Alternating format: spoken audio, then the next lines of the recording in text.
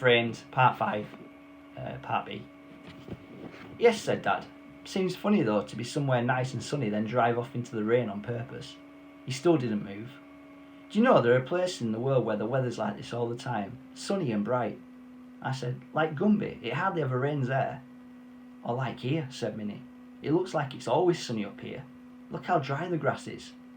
Oh yeah, said Dad, that's cheered me up no end. Which surprised me a bit, him saying that, because why did he need cheering up? So we drove back down through Planet Dishcloth saying nothing, just quietly turning grey. Then suddenly, up ahead of us, two great lights appeared in the mist. Something big was driving towards us up the cinder road. Dad flashed his headlights and beat the horn. The lights stopped moving and so did we. Wonder who that is, said Dad. I hope he's going to back up. Nothing happened. Then Dad said, Dylan, go and tell him it's easier for them to go back downhill than it is for me to go back uphill. Go on. I stepped out of the car. It really was like a different planet out there.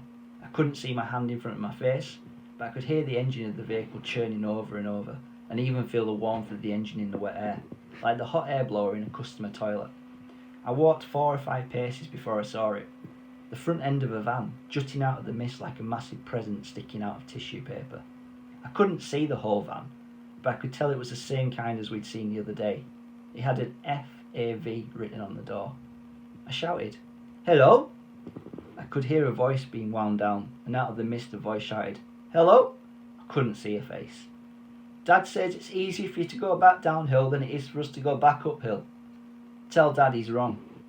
I thought about this for a minute, then I said, Are you sure? He's not usually wrong. Maybe he's losing his touch, eh? And that was it. I could hear the window going up again. Dad was cross. He kept muttering, Can't see a blind thing, as he bumped up onto the grass. The engine of the van coughed and the big yellow eyes lurched forward. It passed us in the mist. Once it had gone by, Dad went to put the Mini in gear again, but then he stopped. Another pair of big yellow eyes was going by. A second van was rumbling past, kicking up big sods of earth and even stones. Hell's milk teeth, said Minnie. Then another one went by, followed by a fourth, then a fifth, a sixth, a seventh. There were 21, plus 2 that were already up there. That's 23 big vans on the top of Madden Mountain. When we were sure the last one had gone, we headed back down to town, but me and Minnie spent the whole time looking out the back window at the mist. It was full of taillights. When we got back to the shop, the forecourt was jammed with cars. We could hardly get in at the shop door. It was that full. Everyone in Manor had seen the vans go up the high street and then turn left up the mountain. Everyone knew that something was going on, and everyone thought that we must know what it was. Mrs. Porty was at the counter saying, I hear it's a telephone mast, which is a terrible thing, because everyone knows they spread radiation, and though there are no people up there are badgers. Mam was holding Max. She looked tired and cross. I'm afraid I can't help you, Mrs. Porty, she was saying.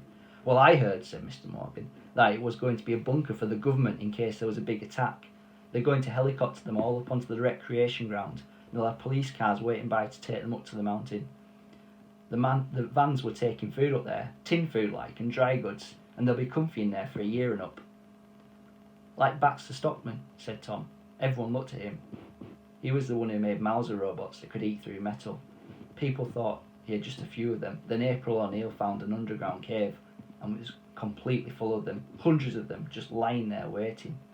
Everyone still looked at him. He said, In the turtles? Oh, said everyone. Right. Then Big Evans said, Well, I heard it was good news. It went quiet for a bit. I heard that all these vans and what have you, they've gone up there to reopen the quarry. There's going to be work in Manord. That's what I heard. What do you think? That would be very nice, said Mam. Mr. Choi said, We had some young people in the other night, come down from Blaenau they had, looking for a musical rave. Could that be it? Could it be unruly youths?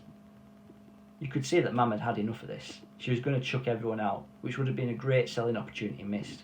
So it's good that Dad came in and shouted, We'd just been up there so you could ask us. Everyone started talking at once. Dad put his hands up in the air and said, Before we start, who would like a coffee, and what kind?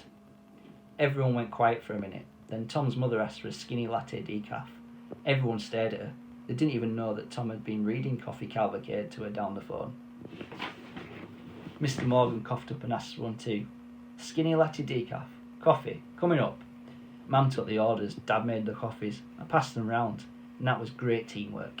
I looked across at Mum to see if she was cheering up. Dad had given her a big frothy mochaccino with a flake in it. The steam was swirling all around him, like a genie. Toxic waste, said Mrs. Porty. That's what I heard. Oh, I wouldn't say so, said Dad. They've got a barbed wire fence around the old quarry. They're very big on security. I can't see that would be a worry with toxic waste. Who'd want to steal toxic waste? There was even more talking, and the door went pong ping. Everyone looked around, and it was Mr. Davis, the butcher. Everyone was too surprised to speak. He had not been in our shop for 11 years. Don't know why. In fact, he didn't actually come in now.